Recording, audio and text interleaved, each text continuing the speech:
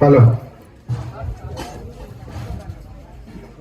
హరి ఓం శివాయ నమః.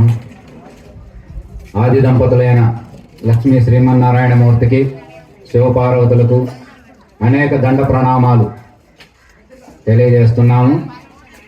అట్లాగే సద్గురుమూర్తులందరికీ కూడా హృదయపూర్వక నమస్కారాలు తెలియజేస్తూ, వాస్తవానికి సమయం అనేది, ఆకలి అనేది చాలా ముఖ్యమైనది.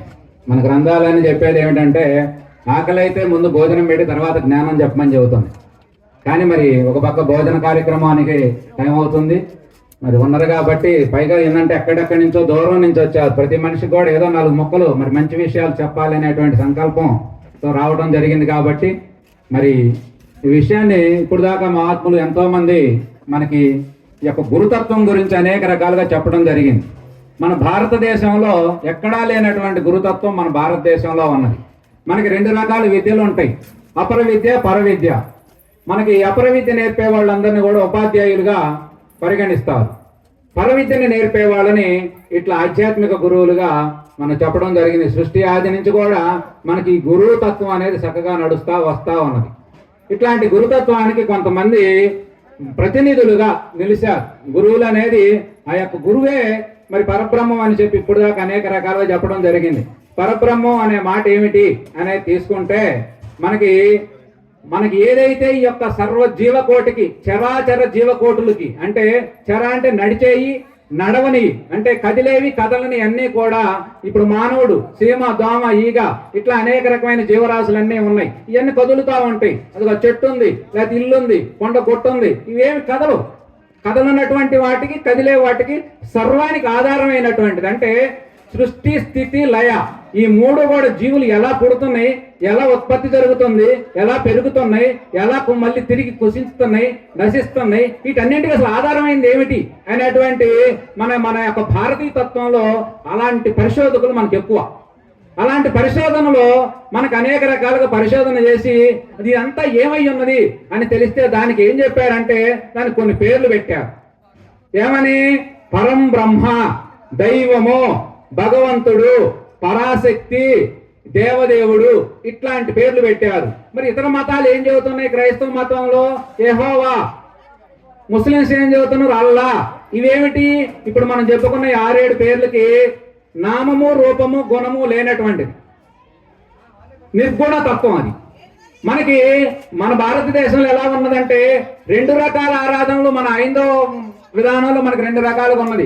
ఒకటి సాకార రూపం, 2 నిరాకార రూపం.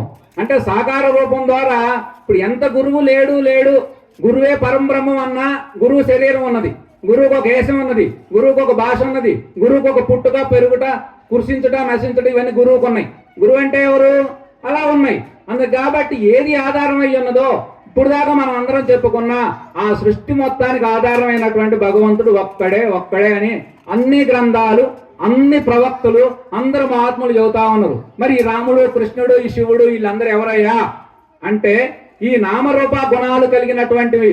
వీళ్ళందరూ కూడా మానవ జీవితాన్ని ఎట్లా ఉద్ధరించాలో, ఇప్పుడు రాముడు ఉన్నాడు, మనకు రామాయణం ఉన్నది, అదంతా కూడా మానవత్వాన్ని ఎట్లా పెంపొందించాలి, మానవతా విలువల్ని ఎట్లా కాపాడాలి, మనిషి రాజుగా ఎట్లా జీవించాలి, అన్నాదమ్ముల వ్యవస్థ ఎలా ఉండాలి, కుటుంబ వ్యవస్థ ఎలా ఉండాలి, వీటన్నింటిని మనకి ఆదర్శంగా చూపించినటువంటిది రామాయణ గ్రంథం, రామతత్వం అంతా కూడా.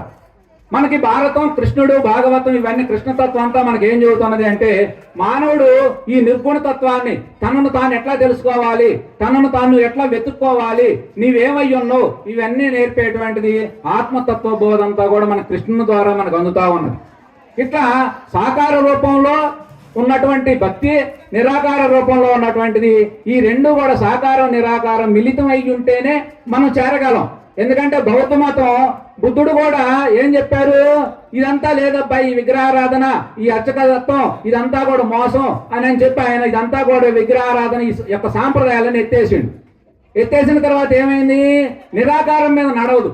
అందుకే ఒక 300-400 ఏళ్లలోనే మొత్తం కొలాప్స్ అయింది. ఆ తర్వాత మళ్ళీ మన వాళ్ళు దాన్ని పునరుద్ధరణ చేసి చక్కగా మళ్ళీ సాకార భక్తిని పెట్టి, సాకార ఆలయాలు పెట్టి, బౌద్ధారామాలను కూడా కొన్నింటిని శివాలయాలుగా మార్చి మళ్ళీ మనకు సాకార భక్తిని అందించారు. నువ్వు సాకారం ద్వారా 1వ తరగతి నుంచి 2వ 10 డిగ్రీ పీజీలకు పోవాలి, కానీ డైరెక్ట్ పీజీకి పోతా అంటే పీజీకి పోయి ఏం చేస్తావు? ఇక్కడ మనకేమీ తెలియదు. ఏం తెలియని వాళ్ళు పెద్ద సభలు మనం ఏం చెప్తాం? అందుకని 1 by 1 పోవాలని చెప్పి మన విగ్రహారాధనలో ఉన్న గొప్పతనం అంత గొప్పగా ఉంటుంది. విగ్రహం ద్వారా విగ్రహానికి ఆధారమైనటువంటి దాన్ని మనం చేరుకోవాలి. నేననే శరీరం ఉండాలి, కానీ నేనే ఉన్నటువంటి ఆత్మకు చేరాలంటే ఈ శరీరం అనే ఒక పరికరాన్ని నువ్వు ఎట్లా ఉపయోగించుకోవాలి. ఈ శరీరం అనేది ఒక హార్మోన్ పెట్టలాంటిది. నువ్వు ఏ రాగం కొడితే ఆ రాగం పలికిద్ది. అన్ని జీవుల కంటే మానవుడు చాలా గొప్పవాడు, ఉన్నతమైనటువంటి మరి భావాలు కలిగిన వాడు, అమృత స్వరూపి అని చెప్పి మహాత్ములందరూ కొనియాడారు, వివేకానంద లాంటి వాడు. అట్లాంటి తత్వాన్ని మనం తెలుసుకోవాలంటే ఇవన్నీ ఎవరి ద్వారా తెలుస్తాయి అంటే, ఇప్పుడు దాకా మనకు మహాత్ములు చెప్పినటువంటి మాట ఏమిటంటే, ఇవన్నీ తెలియాలంటే నీకు అర్చకత్వం తెలియాలన్నా, పూజలు తెలియాలన్నా, మంచి చెడులు తెలియాలన్నా, మంచి చెడుకు అతీతమైనటువంటి దైవం తెలియాలన్నా ఇవన్నీ నీకు గురువు ద్వారా తెలియబడతాయి అని చెప్పి మనకి కంఠాపదంగా మనకి ఇప్పుడు 2-3 గంటల ప్రోగ్రాం అంతా గురువు చుట్టూ తిరుగుతా ఉన్నది. గురువు అంటే ఎవరు? దేహమా? గురువు అంటే వేషం వేసుకోవటమా? గురువు అంటే ఏమిటి? గురువు అంటే జ్ఞానం. ఎక్కడైతే జ్ఞానం ఉంటుందో, ఎవరైతే విచక్షణ కలిగి ఉంటారో, ఏది మంచి చెడు స్పష్టంగా చెప్పగలరో, ఏది ఆ మంచి చెడులో నుంచి మంచిని మాత్రమే తీసుకోగలిగే వివేక జ్ఞానం ఉంటుందో అట్లాంటి గురుమూర్తులు మరి మనకు ఎంతో మంది ఉన్నారు భారతదేశంలో.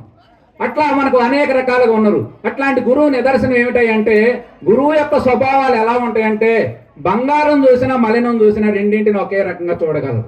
వారికి శరీర భ్రాంతి కానీ, శరీర మమకారం కానీ, తన పిల్లలు పరాయాడు పిల్లలనే భేదం కానీ అట్లా ఏ గురువుకి కనపడటానికి ఆస్కారం లేదు. అలా కనపడే వాళ్ళు ఆ గురుతత్వాన్ని సరిగ్గా అర్థం చేసుకున్నట్టు అందుకున్నట్టు లెక్క. అలాంటి గురుతత్వం మనకి ఎంతో మంది త్యాగ పురుషులు, ఎంతో మంది గనులు ఉన్నారు. వేదవ్యాస మహర్షి లాంటి మనకు ఆయన ఆది గురువుగా మన గురు పౌర్ణం మొన్న 5400 సంవత్సరం క్రితం మనం గురు పౌర్ణంగా ఆయన 5400 ఏళ్ల క్రితం జన్మించినటువంటి వాడు 100 సంవత్సరాలు తపస్సు చేసిండు. సృష్టి రహస్యాలన్నీ తెలుసుకున్నాడు. మనకు అనేక రకముగా ఉన్న చిందరవందరగా ఉన్న 4 వేదాలను విభజించి 4 వేదాలుగా పేర్లు పెట్టి 4 శిష్యులకు బోధించి తర్వాత 108 ఉపనిషత్తులను క్రోడీకరించి వాటిలో ఉన్నటువంటి జ్ఞానం అంతా మనకు అందించి అష్టాదశ పురాణాలు 18 పురాణాలను మనకు అందించి ఉప పురాణాలను అందించి ఇవన్నీ కూడా చాలక మళ్ళీ భారతం అనేటువంటి ఆయన జీవిస్తున్న కాలంలో ఉన్నటువంటి మహాభారతాన్ని 1700 శ్లోకాల్లో అందులో అంత అమృతం అంతా పొందిగింది. ఒకటి జీవిత చరిత్రని, అందులో భారతం అంతా ఎలా ఉంటుందంటే పావు భాగం అమృతం, అందును సేవించాలా నీకు అజారామరత్వం, మరణం లేదు. ఒక పావు భాగం ఉంటుంది, అంత లీలా మానసంగా ఉంటుంది, అర్థమైనట్టే ఉంటుంది, అర్థం కాదు. ఒక అరభాగం అంతా చరిత్ర, పాండవుల చుట్టూ కథ అంతా తిరుగుతూ ఉంటుంది. అంటే ఏది మంచి ఏది చెడు, ఏమి చేయాలి ఏమి చేయకూడదు, ఏ అనుభూతులు ఇవన్నీ కలుగుతా ఉన్నాయి అనేటువంటి చరిత్ర అంతా కూడా మనకు తెలియజేస్తా ఉంది. అట్లాంటి రామాయణం భారతం మన జీవితంలో అంతర్భాగం అయిపోయింది. మన జీవితాలు మానవ జీవితం అంతా కూడా ఉద్ధరింపబడాలంటే రామాయణం భారతం అనేటువంటి ఆధారంగా, రాముడు కృష్ణుడు అనేటువంటి పురుషోత్తముల ఆధారంగా, వేదవ్యాస మహర్షి లాంటి గురువుల యొక్క సాంగత్యం ద్వారా వారు మనకి ఏం బోధించారు, వారి యొక్క పరంపరగా వస్తున్నటువంటి విధానాలన్నీ ఏమున్నాయి. ఇప్పుడు ఈ అచలాచలం ఇవన్నీ కూడా, అచలం అంటే ఏమిటి? చలనం లేనిది. ఏ చలనం లేనిది ఏమై ఉన్నదో అదే అంతా తానయ్యి ఉన్నది. ఎప్పుడు తిప్పి చెప్పిన అటు తిప్పి చెప్పిన అందరం అదే కదా. ఇప్పుడు దైవం గురించే అచలం అనేది ఏమిటి? చలనం లేనటువంటిది. చలనం లేనిదే అన్ని చలనాలు కలిగి ఉన్నది. ఆత్మ ఉన్నది, అది ఏమీ కాదు, కానీ అన్ని తానయ్యి ఉన్నది. ఇది పోనీ ఎక్కడో ఉన్నదయ్యా, మరి హైదరాబాద్లో ఉంటుంది, మనం వెళ్ళొచ్చు కలవచ్చు అంటే హైదరాబాద్లో కలిసేది కాదు, అమెరికాలో కలిసేది కాదు. అది నీలో నీవై ఉన్నావు, అందుకే నీకు తెలియట్లా. నీలో నీవై ఉండటం వల్ల అది నీకు అర్థం కావట్లేదు. మనం ఎంతప్పటికీ బయట ఆ గుళ్ళో ఉందా, ఈ గుళ్ళో ఉందా, ఆ గురువులో ఉందా, వీళ్ళలో ఉందా, ఎక్కడ ఏం లేదు, అంతటా ఉంది. నీలో ఉన్నది అంతటా ఉంది. అందుకని మహాత్ములు చెప్పే మాట ఏమిటంటే, ఇప్పుడు దాకా మన వాళ్ళు చెప్పేదంతా కూడా మన గురు పరంపర ఏమిటంటే, ఎక్కడో బయట ఉందని ఎతకమాకండి, నీలో ఉంది. నువ్వు వెతికితే, నిన్ను నువ్వు తెలుసుకుంటే, నిన్ను నీకు అర్థమైతే ఈ లోకం విశ్వం మొత్తం నీకు అర్థమవుతుంది. నీలో ఉన్న ఆత్మ ఏమై ఉన్నదో, నీ ఆత్మ విశ్వాత్మగా పరమాత్మగా ఉన్నది. అట్లాంటి పరమాత్మను నీవు దర్శించాలంటే దీన్ని పరవిద్య అంటారు. ఆత్మ విద్య, ఆధ్యాత్మిక విద్య. దీనికి అనేక రకమైన పేర్లు ఉన్నాయి, దీనికి అనేక రకమైనటువంటి సాధనలు ఉన్నాయి. ఈ సాధనలన్నీ ఎక్కడికి తీసుకుపోతాయి? ఇప్పుడు ఈ ఊరు రావాలనుకోండి, ఈ ఊరు నుంచి హైదరాబాద్ పోవాలనుకోండి, ఏమంటే మిర్యాలగూడెం పోయిపోతే అసలు చక్కగా పోవచ్చు అంటే అని ఎవరు నా తెలియని వాళ్ళు చెబుతారు. కానీ మీరే మిర్యాలగూడెం ఎందుకంటే ఇటు పోతే ఇంకా దగ్గర పోవచ్చు అంటారు. అట్లా ఈ మార్గాలన్నీ కూడా ఏ మార్గాలు పోయినా ఇవన్నీ మనకి రకరకాల మార్గాల ద్వారా చేరాల్సింది అక్కడికే. కానీ మనకు భగవద్గీత వ్యాస మహర్షి యొక్క వచనం, కృష్ణుని యొక్క బోధ, భగవద్గీత మనకు ప్రమాణం. కర్మ, భక్తి, జ్ఞాన యోగం, ఈ 3 యోగాలను మనకు శ్రీకృష్ణ భగవానుడు చక్కగా అందించాడు. ఎట్లా కర్మ చేస్తూ దేనికి అంటకుండా ఎట్లా జీవించాలో, చెప్పేటువంటి కర్మబోధ, ఏం ఫలాలు పొందాలి, ఏం ఫలాలు కోరుకుంటుంది నీ మనసు, దానికి తగ్గట్టు ఎట్లా నడుచుకోవాలి, అవన్నీ కూడా చెప్పేటువంటి కర్మ సిద్ధాంతం. ఏమున్నా కూడా భక్తి భావన, ఎందుకంటే నాకు తెలియనిది ఏదో ఒకటి ఉన్నది, నన్ను నడిపించేది ఒకటి ఉన్నది, దాని పట్ల నేను ఎప్పుడు కృతజ్ఞత కలిగి ఉండాలి, దాన్నే నేను ఆరాధిస్తున్నా అని భక్తి భావనతో వేడుకోవటం. ఆ తర్వాత జ్ఞానం ద్వారా విచారణ చేసుకొని నిన్ను నువ్వు తెలుసుకోవటం. ఇట్లాంటి విషయాలు ఎన్నో మనకు భగవద్గీత బోధిస్తా ఉన్నది. మనకు ప్రామాణికమైన గ్రంథం భగవద్గీత. ఇట్లా ఈ అచల సంప్రదాయాలు, అనేక రకమైన సాంప్రదాయాలన్నీ కూడా మనం ఆచరింపదగినవే. అవన్నీ కూడా అర్థం చేసుకోవాలి, మూఢంగా పోకూడదు. మూఢత్వం కాదు మనకు కావాల్సింది, విచక్షణతో వివేక జ్ఞానంతో మన యొక్క ప్రయాణం అంతా ముందుకు సాగాలని కోరుకుంటూ, మరి రావటానికి చాలా దూరం నుంచి వచ్చాము. ఇక్కడ మాకంటే పాపం వీళ్ళందరూ కూడా ఇంకా ఎంతో దూరం నుంచి కార్యక్రమానికి రావడం జరిగింది. కాబట్టి మరి ఈ కార్యక్రమ నిర్వాహకులు ఈ యొక్క అచల సాంప్రదాయం సంబంధించినటువంటి గురుం పరపర ఇవన్నీ కూడా బాగా వర్ధిల్లాలని కోరుకుంటూ, ఈ అవకాశం నాకు కల్పించిన సభాధ్యక్షుల వారికి, అలాగే మన ఎల్లయ్య గారికి, వారి కుటుంబం, వాళ్ళందరూ కూడా బాగుండాలని నా భగవంతుడిని మనసారా కోరుకుంటూ, మాకు ముఖ్యంగా ఆధ్యాత్మిక మిత్రుడు మా అంజయ్య గారు. మొన్న అంజయ్య గారు నాకు అచలం అని చెప్పగానే ఫస్ట్ నేను అచలం వింటుంటాం కానీ ఏందనుకున్నాం, ఆ రోజు అర్థం కాదు. ఇక్కడ చూసిన తర్వాత అచలం అంటే వీళ్ళంతా పరిపూర్ణ జ్ఞానులని నాకు ఇప్పుడు అర్థమైంది. కాబట్టి ఒక మెతుకు పట్టుకుంటే అంజయ్య గారిని పట్టుకుంటే వీళ్ళందరూ తెలిసారు. అందుకని వాళ్ళందరినీ కూడా వారు ఏదైతే ఆశిస్తుందో ఆ కాంక్ష, ఆ పూర్ణత్వాన్ని పొందాలని ఆ భగవంతుని కోరుకుంటూ సెలవు తీసుకుంటున్నాం. హరి ఓం తత్సత్. సర్వం శివార్పణమస్తు.